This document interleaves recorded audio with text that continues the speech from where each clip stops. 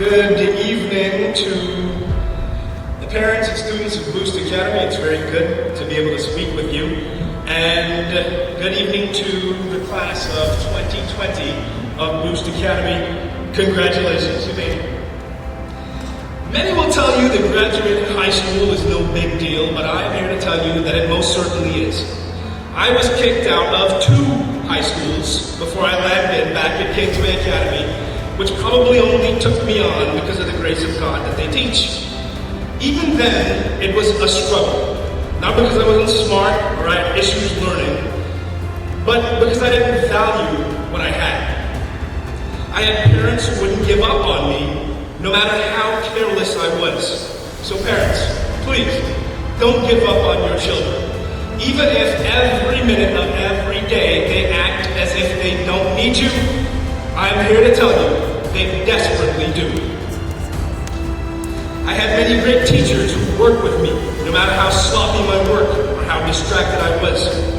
I had friends who believed in me and showed me that I made a difference in their lives. And I didn't realize fully then that so many other people had none of these things. I'd like to do 2 things while I have your attention, and that's to give you some advice and to give you, the graduating class of 2020 and all the students of Boost Academy, a charge. I promise you, I won't be long. I've sat in many ceremonies where speakers drone on and they lose the audience and then lose the message itself. So that's the first piece of advice I have for you. Get to the point. Focus and drill it down. Nobody wants to sit and listen to someone who isn't clear about what they want to say. Know what you want and ask for it. My next piece of advice I already gave to you when I told you about my parents. They didn't give up on me, and so you students should not give up on yourselves. You're going to make mistakes in life. You will sometimes do stupid, senseless things. But that's okay. Everybody makes mistakes. What's important is that you learn from them. And don't get lost in your failures. Build your success on the foundation of your failures. My next piece of advice was what my teachers showed me. To never stop working. You may not be the most talented or the most well-connected, but believe me when I tell you that hard work pays off. My motto used to be, say yes. Nowadays, people often ask some pretty strange things of me, so my motto now is, I'll think about it. Whenever they ask you, who wants to pick up an extra assignment, take it and squeeze from it all that you can learn. Whenever they ask you if you want to pick up an extra shift, say yes and use that money to further your own aims.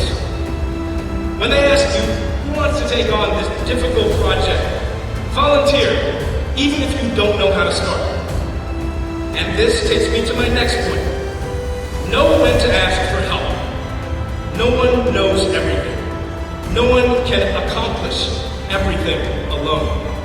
You'll find more often than not, if people see you earnestly trying to do something, they'll help you if you ask. You're about to embark on a big journey, a never-ending one, that the world will unfairly look to you to navigate as if you've taken this journey before.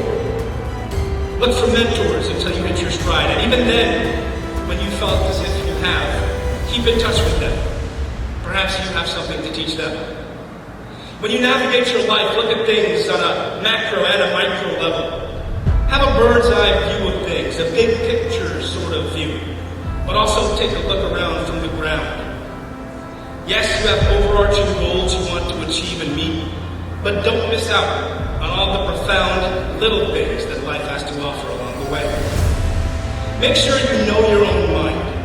Having a universal understanding that certain values should be shared is not the equivalent of sameness of thought.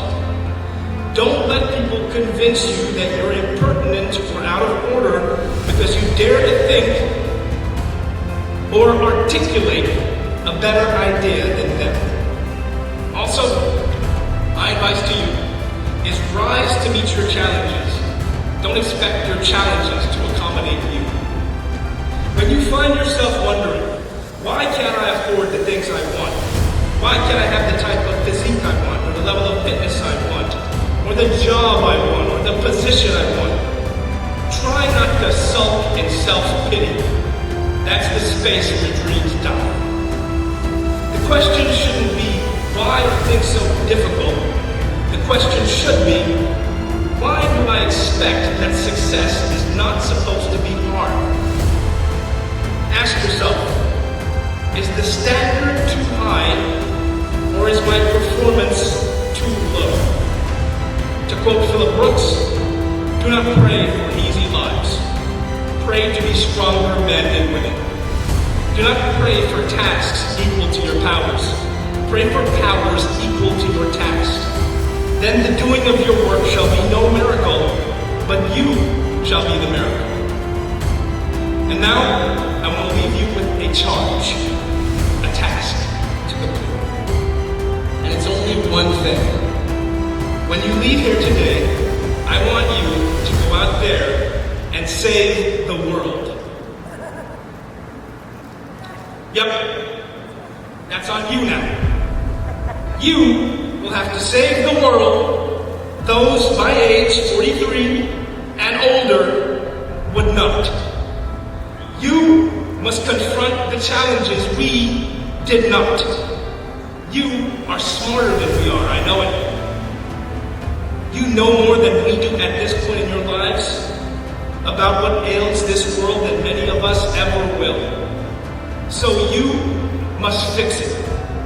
You must fix the racism and the sexism, the homophobia, the poverty, the homelessness, the systemic inequality, the global pollution, the apathy, the unending avarice, and the seemingly unquenchable appetite for violence and war that mankind has plagued this world with as long as we've been on this earth. All of this was too much for us to fix. So you will have to do it. And I know you can, because I see you. I see you marching in the streets for causes. I see your outrage at how so many of us turn a blind eye to that which is wrong and unjust. And I am inspired by you. I'm sure many of you are thinking, but that's not fair. Why do I have to solve the problems you left behind? And you would be right. It is not fair. But if you leave here tonight, only having taken one thing with you from my words, let it be this. Many situations in life you will be asked to confront are not fair.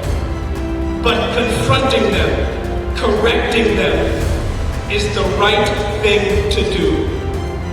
It is not fair that we left you with a system, with a person who perhaps sat beside you in school all your life, who was born in the same hospital as you, has to apply for citizenship and you do not. But fixing that is the right thing to do. It is not fair that women who are not married have recourse if their partner rapes them, but a woman who is married does not. But correcting that which we did not have the courage to do, is the right thing to do. It is not fair that people with money and influence shape the agendas of our duly elected representatives, more so than the citizens who have to live with their choices. But changing them, correcting them, is the right thing to do. It is not at all fair that you inherited this world the way it is. But saving it is the right thing to do.